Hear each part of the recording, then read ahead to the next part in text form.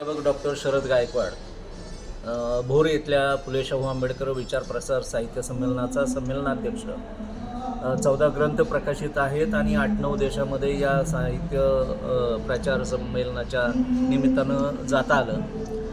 भोरमध्ये तात्या टिळेकर हे नाव प्रत्येकाच्या ओठावर असलेलं नाव आहे। आईच्या मायेची चव ही तात्यांच्या सोनाली गार्डनमधल्या जेवणासाठी आहे आणि ही चव आबिट गोडीची आईच्या मायेची हातची चव, घरचं जेवण हक्काचं जेवण आणि विशेष म्हणजे तात्या आणि त्यांचं कुटुंब आग्रह करून जेवायला वाटतं, जणू काही आपल्या घरी पाहुणे आलेत रक्ताचे नातेचे आणि आग्रह करून जेवायला त्यांना वाढणं खाऊ घालणं हे तात्या आमच्या अन्नदाते आहेत। प्रत्येकाने इथं यावं आणि तात्या टिळेकर भोर यांच्या सोनाली गार्डनमधला व्हेज आणि नॉनव्हेज जेवणाचा आस्वाद घ्यावा।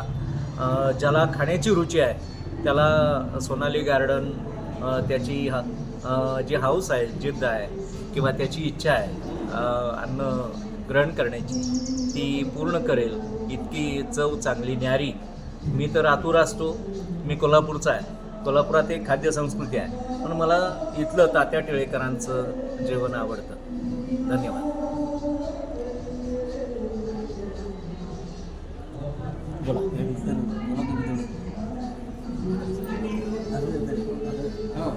बोला, मी इथलाच आहे।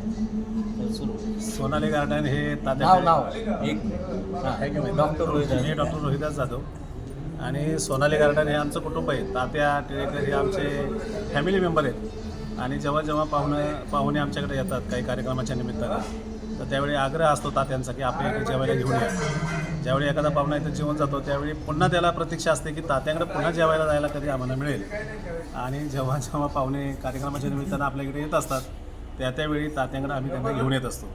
आज महाराष्ट्रामध्ये तात्यांच्या या सोनाली गार्डनच्या जेवणाचे अनेक मोठा एक चाहता वर्ग निर्माण झाला आहे आणि तो कायम तात्यांच्या जेवणाची जी रुची आहे, चव आहे, त्याची कायम स्वरूपामध्ये आठवण काढत असतो, विचारणा करत असतो।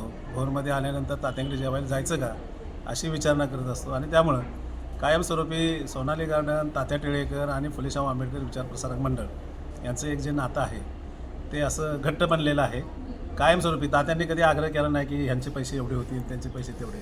आम्ही कायमस्वरूपी तात्यांचे ऋण मान्य करतो, कारण संमेलनाच्या काळामध्ये जे जे पाहुणे येत असतात त्यात सर्वांना तात्या मोफत जेवण देत असतात आणि त्या लोकांनासुद्धा, येणाऱ्या पाहुण्यांनासुद्धा तात्यांच्याच जेवणाची गोडी असते, ते इतरत्र कुठे जेवायला जात नाही।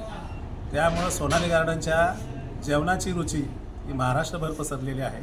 कधीतरी आपण सर्वांनी एकदा त्याचा आस्वाद घ्यावा आणि या म्हणण्याला एक दुजोरा या निमित्ताने मिळू शकेल। धन्यवाद।